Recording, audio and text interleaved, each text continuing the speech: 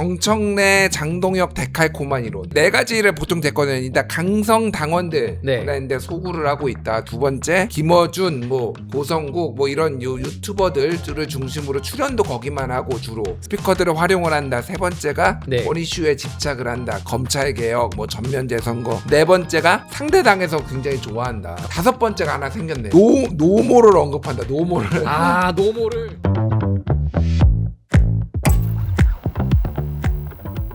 두 번째 의제 바로 확인해 보겠습니다. 정청래 대표, 정청래 전 대표의 눈가가 촉촉해졌네요. 일부러 맞는 정청래. 그리고 8월 17일 민주당 전당대회에서 당대표 자리를 놓고 지금 3파전을 벌이고 있는 김민석 전 국무총리와 송영길 의원은 두 분이 아주 화기애애하게 웃으면서, 그래서 제목도 저희가 더 때리는 김민석, 송영길 이렇게 잡았습니다. 김 의원님, 네. 정청래 전 대표 최근 SNS 보셨어요? 저 진짜 약간 개그캐가 다시 살아났나 싶던데 소개 좀 해주시죠. 그러니까 본인은 이제 공격을 하는 것에 대해서 주변 사람들이 우려를 많이 한다.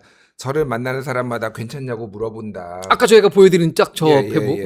어머니 이럴 때 저는 어떻게 해야 하나요? 뭐 이런 얘기를 했는데, 이게 정청래 의원이 10남매 중에 막내인가 그래요. 10남매요? 예. 아, 그래요? 그래서 어머니가 아마 40 중반에 정청래 의원을 낳았을 거예요. 아. 그래서 이제 어머니에 대한 마음이 각별한 거죠. 근데 저는 이거를 보면서 또 한 번 내가 틀리지 않았구나.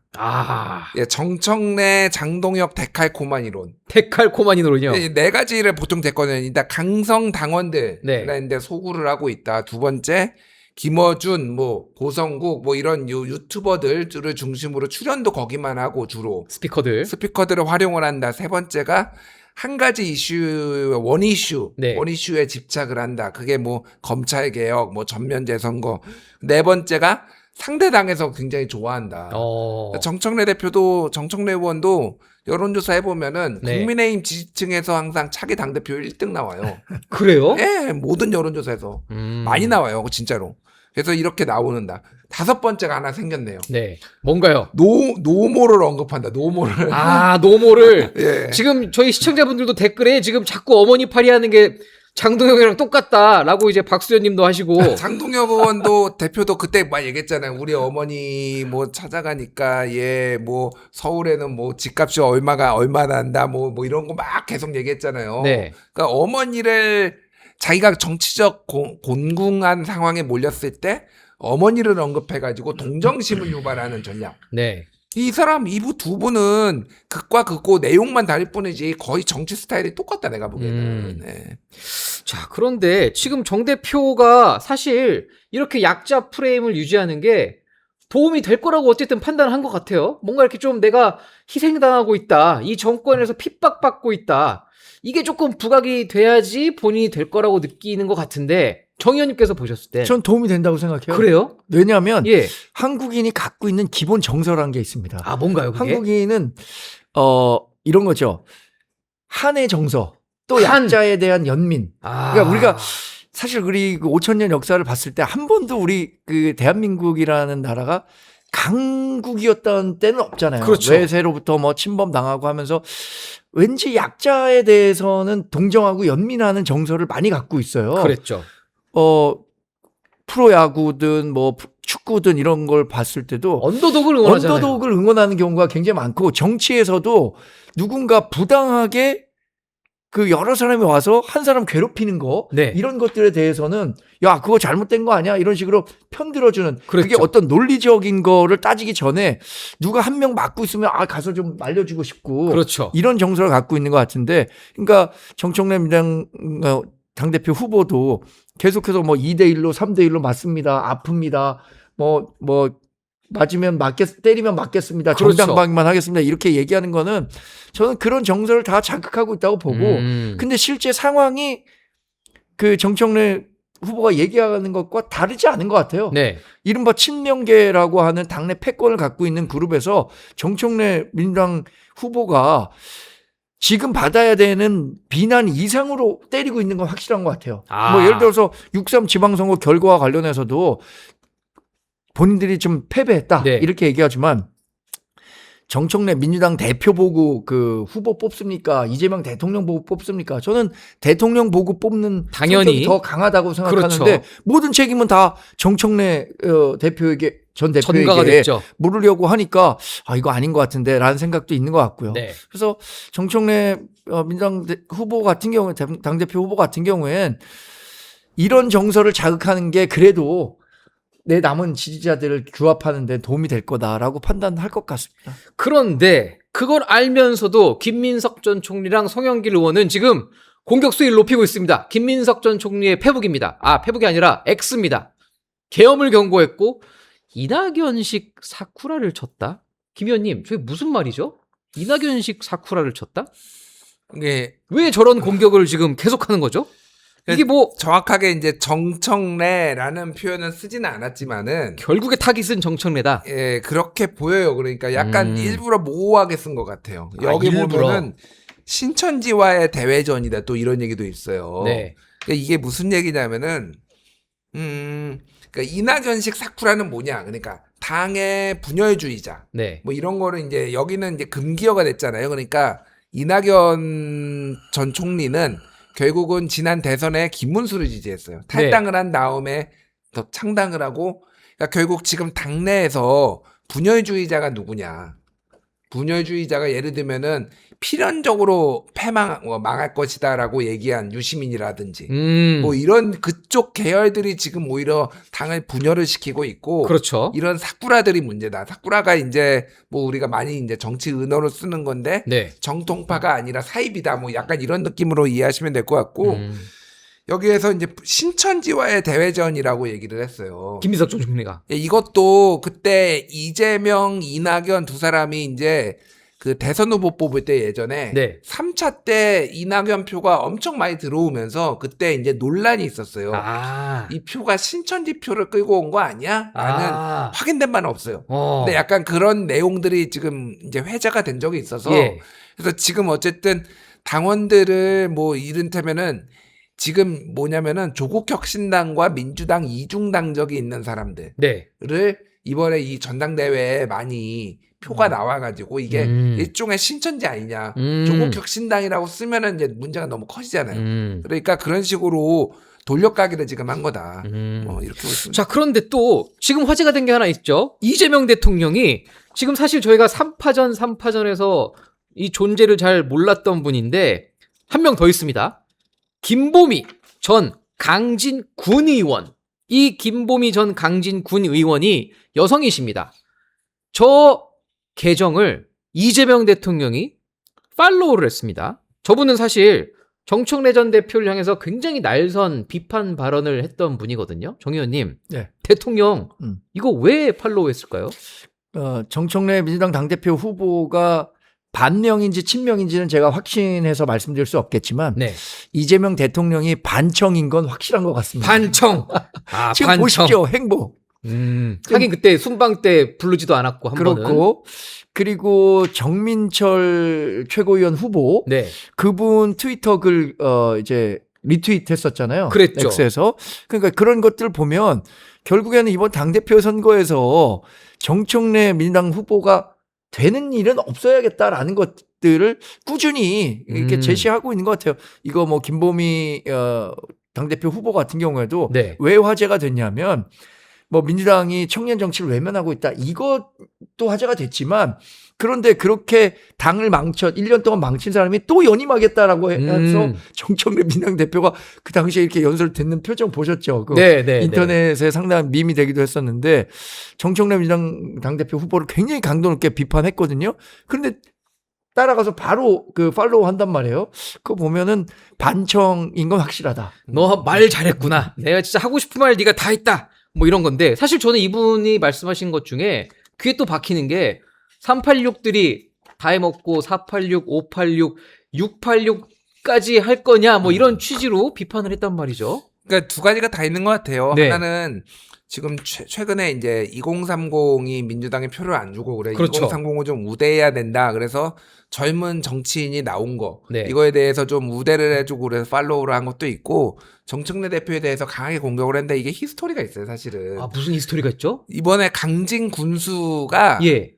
그러니까 원래 현역 강진 군수가 떨어졌나요? 네, 공천에서? 아니요. 공천을 못 받았고 아. 이제 소위 말해서 정청래 걔가 네. 공천을 받았는데 그분이 뭐 범죄 이력이 있나 그래가지고 어. 범죄자를 공천했다 그러고 막 상여 나오고 막 그때 아, 예, 출마자 예, 대회 예, 때 예. 그게 이제 강진 쪽에서 열렸어요. 그때 출마자 대회가. 네. 그래가지고 그랬는데 결국은 그 무소속 후보가 당선됐어요. 아. 강진군에서. 예. 그래 그것도 있고 김보미도 네. 이번에 아마 공천을 못 못 받았나? 받았어요. 예. 못 군 받았어요. 군 못 의원인데. 예, 야, 예. 그러니까 구 의장이었는데 의회 의장이었는데 공천을 못 받았어요. 네. 그래가지고 이제 정청래랑 대표랑 감정 쌓인 게 많은 거야. 그래서 근데 이제 정치 개혁도 해야 되고 세대 교체도 해야 된다라는 메시지도 있고 정청래 저격도 하고 이게 이제 복합적으로 있어서 아마 한 거 아닌가? 예.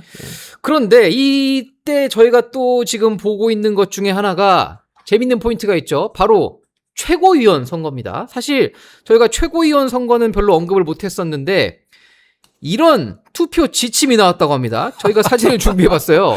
온라인 커뮤니티에서 저희가 퍼온 겁니다. 자, 저 투표 지침이 무엇이냐? 딴지일보에 나온 거 아니에요? 아, 그런 건가요? 딴지일보에 이게 나왔는데 누구를 야. 뽑을지 명확하게 사진과 얼굴과 심지어 근데 저 1월, 4월생, 5월, 8일 저거는 왜 써놓은 거죠? 저 이거 보고 진짜 깜짝 놀랐어요. 왜요? 왜냐하면 지금 15명인가 14명인가 최고위원 후보가 있잖아요. 난립했죠. 8명으로 컷오프가 됩니다. 아, 되나요? 예, 그 다음에 이제 결국에는 5명으로 좁혀지는 그렇죠. 건데, 예. 이번 그 민주당 당권 구도가 친명과 친청으로 지금 명확히 나뉘어져 있어요. 근데 친청계 최고위원 후보는 3명밖에 없어요. 셋밖에 없나요? 나머지 11명이 범친명계 후보예요. 네. 그러면은 친청계가 절대 그 유권자 수에서 받는 지지가 네. 범친명보다는 좀 적다고 하더라도 3명의 표를 황금 비율로 가져가야 결국에는 더 많은 최고위원을 배출할 수 있다. 그러니까 8명 안에는 이 3명이 꼭 들어가야 될 거 아닙니까? 그러면 33% 3명이니까 네. 33%씩 가져가야지. 어떤 사람이 40% 가져가고 어떤 사람이 20% 가져가고 어떤 사람이 40% 가져가면은 쏠리면 안 돼서 떨어질 수 있는 거예요. 네. 이 친청계 후보가. 그러니까 똑같이 33%가 나올 수 있도록 네. 1월서부터 4월생까지는 2명 아. 정해준 거죠. 그거예요. 그 1월에서 4월이 네 생일이 3분의 여러분의 1. 생일이 네네네. 1월에서 4월이신 분은 이렇게 찍으시고 아까 네. 그 사진 좀 한번 다시 보여주세요. 그 사진 진짜 재밌는데 그거 잘 보셔야 됩니다. 이게 우리 저는 일단 이게 다음 그 의미군요. 시간에. 네. 그러니까 제가 2월생이면 아 그래 최민희, 이성윤을 뽑아야 그렇지. 돼요. 그리고 뭐 9월생이야. 그러면은 최민희, 한민수를 뽑아라. 네. 어쨌든 저거는 친청 커뮤니티에 올라온 게 확실하네요. 딴지일보에 나와서 화제가 된 거예요. 아. 하여튼 33%씩 가져가야 저 사람들이 네. 황금 비율로 이 최고위원이 될 수 있다는 건데 야, 이게 저도 무슨- 사실 당권 선거 못지않게 이번에 5명을 뽑는데 네. 과연 친청계 후보가 네. 최소 2명은 들어갈 수 있느냐. 이게 좀 관심이에요. 굉장히 좁은 문이네요. 네네. 그러니까 지금 총 14명이 출마를 했고 네. 이제 8명이 이제 예비 경선을 통해서 이제 8명이 컷오프가 올라가요. 되고, 네. 그러면 컷오프가 되면은 8명 중에 아마 개파한배를 해가지고 네. 332가 될 가능성이 높아요. 332. 친청계 3명 네. 그리고 친석계 3명 김민석, 친석계. 예. 친길계 2명. 아, 친길게. 예, 그래서 네. 이게 8명이 올라갔는데 올라갈 것 같은데 네. 저기에서 지금 얘기하는 거는 요 3명을 다 붙여야 된다. 어. 그래서 최고위원회를 장악을 해야 된다라는 거. 그러니까 1등부터 5등까지 있을 거 아니에요. 네. 5명 뽑으니까 1, 2등은 줘. 음. 우리는 3, 4, 5등으로 3명을 보낼 거야. 네. 똑같이 이제 균등하게 해가지고 이렇게 지금 전략을 한 건데 어떻게 될지 모르죠, 저거는. 야, 근데 아무튼 저거 굉장히 재밌는 무슨 고유가 피해지원금 뭐 신청하는 것도 아니고 최고위원 선거를 이렇게 생년월일로 나눠서 하는 건 참 재밌네. 근데 저게 네. 절박한 게 왜 그러냐면은 사실은 정청래가 이번에 되게 어렵다라는 걸 알고 있어요. 저들. 그래서 본인들도 안다고요? 네, 정청래를 찍으라고 했지만은 결국은 김민석에 대해 가능성이 높으면 우리는 최고위원회의를 장악해야 된다. 최고위원을 장악해야 된다. 최고위원이라도. 그래서 김민석이 만약에 당대표가 되면은 김민석을 견제해야 된다. 그래서 저게 우스꽝스러워 보지만은 절박한 거예요. 그렇죠. 절박감이 드러나는. 그리고 네. 지금 3명의 후보 최고위원 안 되면 다음번 2028년 총선 공천을 자신할 수 없는 사람들이에요. 제가 생각엔 그렇습니다. 최민희, 이성윤, 한민수 의원 모두 그렇죠. 그 최고위원이 돼야 다음번 정치를 꿈꿀 수 있는 사람들이라는 그 공통점도 있고, 어쨌든 그 3명이 저는 3명 다 들어갈 수는 없을 것 같아요. 한 어렵겠죠. 2명 정도가 네. 들어갈 것 같은데. 그래도 5명. 그 다음에 이제 당대표가 되면은 지명직 최고위원을 2명인가? 민주당은 그럴 겁니다. 네. 그래서 하여튼 최고위원회에서 신청계의 목소리를 낼 수 있는 사람들을 확보해야 된다라는 생각을 갖고 있어서 저런 그 그래프까지 만들어서 돌리고 있는 거죠. 자, 민주당의 전당대회 8월 17일까지 저희가 재밌는 소식들 모아서 함께 여러분과 토론해보고 얘기 나눠보겠습니다. 마지막 순서죠. 민심 점검 Q&A 타임이 돌아왔습니다. 여러분께서 남겨주신 댓글을 저희가 소개해보고 토론도 해보고 답변도 드리는데, 아까 한 분은 저희가 미리 했고요. 이분을 제가 정 의원님께 안 여쭤볼 수가 없는 분이 있습니다. 쉬고 있음 청년 2. 이분이 뭐라고 쓰셨냐면, 뭐 똑같이 제가 표현을 해드릴게요. 광재형, 다음에 동두천 나가? 광재형, 정권 바뀌면 검찰 원복의 사법시험 부활돼? 광재형, 선거마다 나오는 나경원은 지금 왜 조용할까요? 이 질문 사실 3개를 골랐는데 더 많이 하셨어요. 일단 첫 번째, 정권이 바뀌면 검찰이 다시 살아날 가능성이 있느냐? 사법시험도 부활할 수 있느냐? 이게 정권의 문제가 아니라 네. 원내 일당이 바뀌어야 되는 거죠. 원내 일당이 바뀌어야 된다. 이 법을 만들어낼 수 있는 거지. 아무리 뭐 정부가 시행령을 한다고 하더라도 그 검찰청 부활은 정권 교체만으로는 어려운 일이고. 근데 이게 검찰청 폐지와 관련해서는 네. 수사 개시권이 없어지는 것에 대해서는 네. 중도 진영에서도 일정 부분 공감한 부분이 있어요. 네. 그래서 검찰청이 다시 복원돼야 되냐는 한 2, 3년간 지났을 때 정권이 지나서 보니 야, 검찰청 폐지에 따른 부작용이 너무 크다. 라고 하면 당연히 부활돼야 되는 거죠. 네. 뭐 그렇고 사법시험 부활은 어려울 것 같습니다. 이미 로스쿨 제도라는 게 네. 그 정착화됐고, 그리고 변호사들이 굉장히 많아졌거든요. 네. 사법시험 부활 자체는 일부를 예를 들어서 네. 뭐 변호사를 만드는 배출되는 경로가 지금은 로스쿨밖에 없잖아요. 네.